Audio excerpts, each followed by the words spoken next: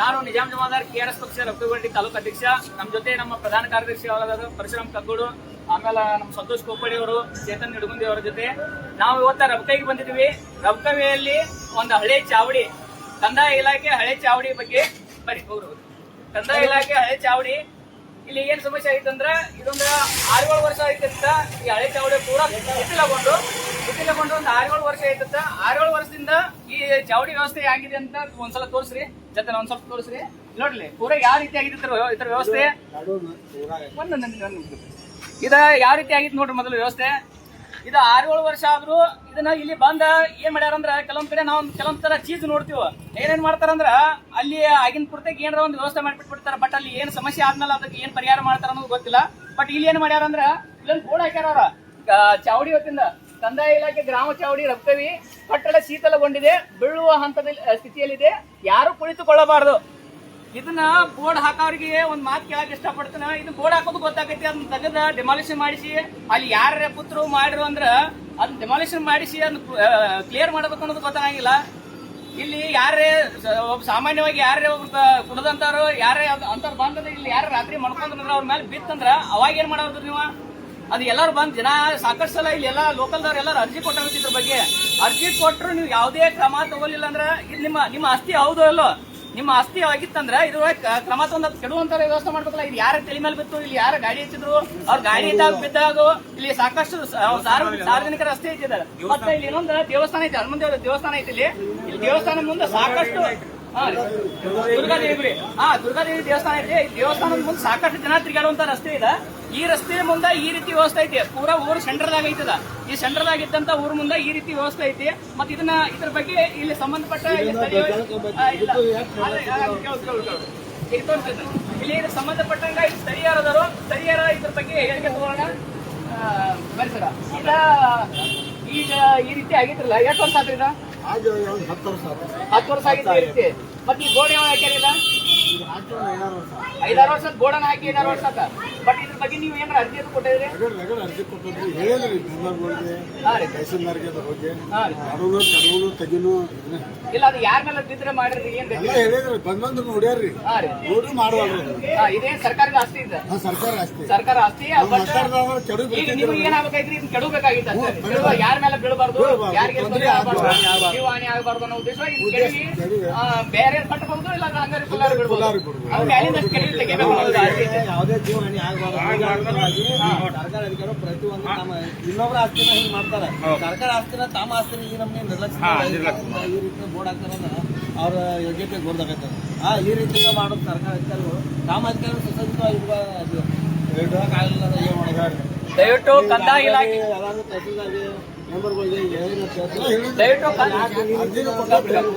ಇದ್ರ ಬಗ್ಗೆ ದಯವಿಟ್ಟು ಕಂದಾಯ ಇಲಾಖೆಯವ್ರನ್ನ ನಾನು ಕಂದಾಯ ಇಲಾಖೆಯವ್ರನ್ನ ಇದ್ರ ಬಗ್ಗೆ ಪ್ರಶ್ನೆ ಮಾಡ್ತೀನಿ.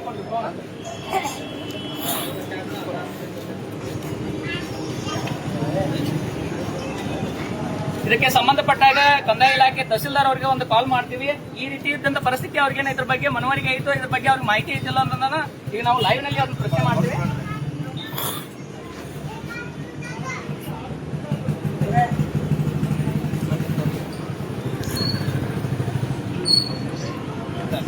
ಸರ್ ನಮಸ್ಕಾರ ಸರ್. ನಿಜಾಮ್ ಜಮಾದಾರ್ ಅಂತ ಸರ್, KRS ಪಾರ್ಟಿ ರಫ್ತುಗುಂಡಿ ತಾಲೂಕು ಅಧ್ಯಕ್ಷ ಸರ್. ಸರ್, ಇಲ್ಲಿ ರಬಕೈಯಾಗ ಇಲ್ಲಿ ಹಳೆ ಚಾವಡಿ ಸರ್, ಹನುಮಂಜರ್ ಗುಡಿ ಅಂತೇಳಿ ಹಳೆ ಚಾವಡಿ 6-7 ವರ್ಷ ಪೂರಾ ಶೀತಲಗೊಂಡು ಯಾವ ರೀತಿ ಪೂರಾ ಬೀಳುವಂತ ಪರಿಸ್ಥಿತಿ ಐತೈತಿ ಸರ್. ಅದ ಅಲ್ಲಿ ಸೈಡ್ ಪೂರಾ ಎಲ್ಲಾನು ಹೆಂಗಾಗಿತ್ತು ಅಂದ್ರೆ ಇಲ್ಲಿ ಏನಾರ ಪೂರಾ ಬೀಳುವಂಗ ಆಗಿತ್ರಿ ಸರ್. ಇದ ಅದಕ್ಕೆ ಈಗ ಸಾಕಷ್ಟು ಅರ್ಜಿಯದು ಕೊಟ್ಟಾರ್ತಿದ್ರ ಬಗ್ಗೆ ಅಲ್ಲೆಲ್ಲ ಜನ ಎಲ್ಲರೂ ಒಳ್ಳೆ ಆಗ್ಯಾರ ಸರ್. ನಮ್ಗೆ ಮುಂಜಾನೆ ಕಾಲ್ ಮಾಡಾಕತ್ರಿ, ಪೂರಾ ಇಲ್ಲಿ ಗುಡಿ ಜಾತ್ರೆ ಒಂದ್ ಐತಿ, ಸಮಸ್ಯೆ ಆಗಲ್ಲ ಸರ್. ಅದಕ್ಕೆ ಸ್ವಲ್ಪ ಇದ್ರ ಬಗ್ಗೆ ಮಾಹಿತಿ ಕೊಡ್ರಿ ಅಂತ ಅದ್ರ ಸಲುವಾಗಿ ಸ್ವಲ್ಪ ಅದನ್ನ ಏನಾರ ಡಿಮಾಲಿಷನ್ ಮಾಡಿಸಿ ಏನಾರು ಮಾಡುವಂತ ಏನಾರ ವ್ಯವಸ್ಥೆ ಆಗಿತ್ತು ಸರ್. ಹಾಂ ಸರ್. ಹಾಂ ಸರ್. ಹಾಂ ಸರ್. ಹಾಂ ಸರ್. ಇದು ಇಲ್ರಿ ಸರ್, ಅಂದ್ರೆ ಈಗ 15-16 ಇಲ್ಲಿ ಜಾತ್ರೆ ಇತ್ತು ಸರ್.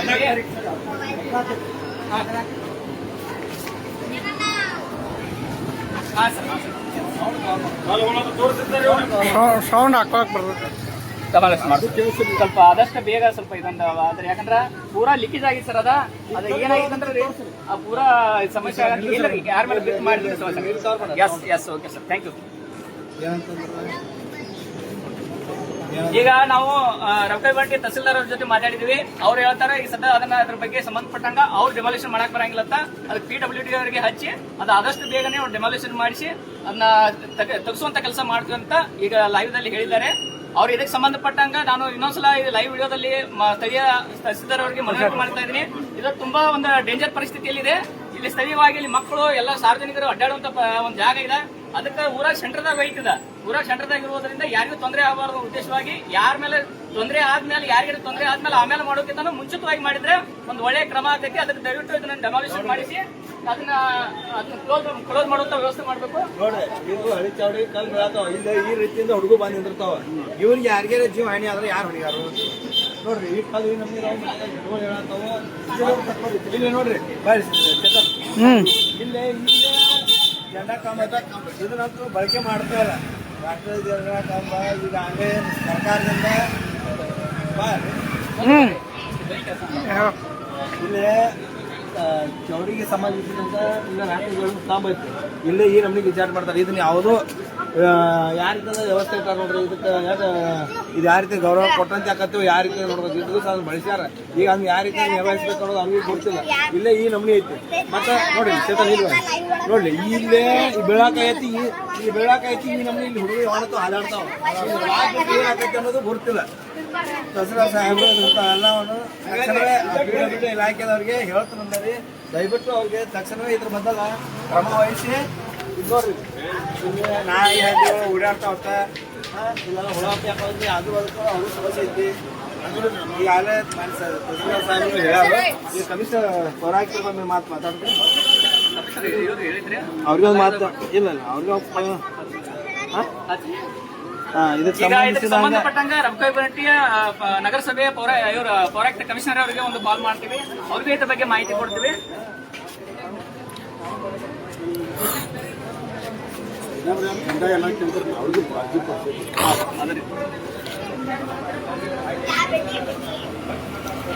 ಏನಾಗೈತಂದ್ರ ನಾನು ಸ್ಥಳೀಯವಾಗಿದ್ದಂತ ಎಲ್ಲ ರವಕೈ ಜನತೆಗೆ ಒಂದು ಹೇಳ್ತಾ ಇದ್ದೀನಿ. ಏನಂತಂದ್ರೆ ನೋಡಿ ಈ ರೀತಿ ಒಂದು ಶೀತಲವಾಗಿರುವಂತ ಕಟ್ಟಡ ಇಲ್ಲೆಲ್ಲೋ ನಮ್ಮೂನು ಮಕ್ಕಳು ಅಡ್ಡಾಡ್ತಿರ್ತಾವು.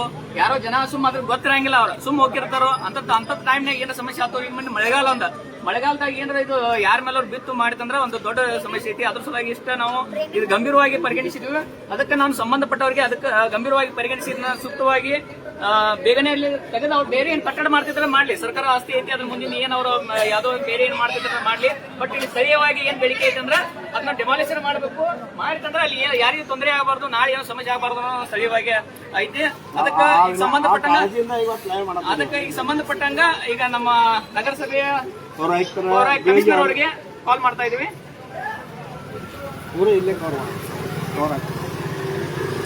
ಹಂಗೆ ಪೂರಾ ಬರೋದಿಲ್ಲ ಅನ್ನೋದು ವಾಯ್ಸ್ ಅಟ್ಟ ಬರೋದಿಲ್ಲ. ಈ ಟೈಮ್ ಆವಾಜ ಮಧ್ಯಾಹ್ನ ಹಾಕೋದು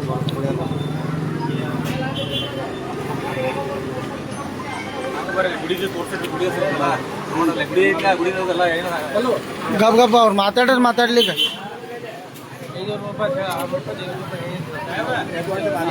ಈಗ ಅದಕ್ಕೆ ಸಂಬಂಧಪಟ್ಟಂಗ ಗಪ್ ಗಪ್ ಗಪ್ ಗಪ್ ಅದಕ್ಕೆ ಸಂಬಂಧಪಟ್ಟಂಗ ನಾವು ನಗರಸಭೆ ಪೌರಾಯುಕ್ತರಿಗೆ ಹಚ್ಚಿದೀವಿ. ಅವರು ಕಾಲ್ ರಿಸೀವ್ ಮಾಡಿಲ್ಲ. ಅದಕ್ಕೆ ನೋಡಿ ಈ ರೀತಿ ಎಲ್ಲ ಶೀತಲವಾಗಿರುವಂತ ಕಟ್ಟಡ ಇದೆ. ಮುಂದಿನ ಕಟ್ಟಡ ಈ ಭಾಗದಲ್ಲಿ ಬರ್ರಿ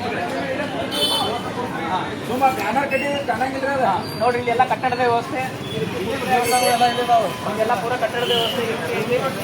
ಅದಕ್ಕೆ ಇದನ್ನ ಆದಷ್ಟು ಬೇಗನೆ ಇದನ್ನ ಒಂದು ಡೆಮಾಲಿಷ್ ಮಾಡಿಸಿ ಕ್ಲೋಸ್ ಮಾಡುವಂತ ವ್ಯವಸ್ಥೆ ಮಾಡಲಿ ಅಂತ ಈ ಮೂಲಕ ತಮ್ಮಲ್ಲಿ ಮಾಡ್ತೀವಿ. ಓಕೆ, ನಮಸ್ಕಾರ.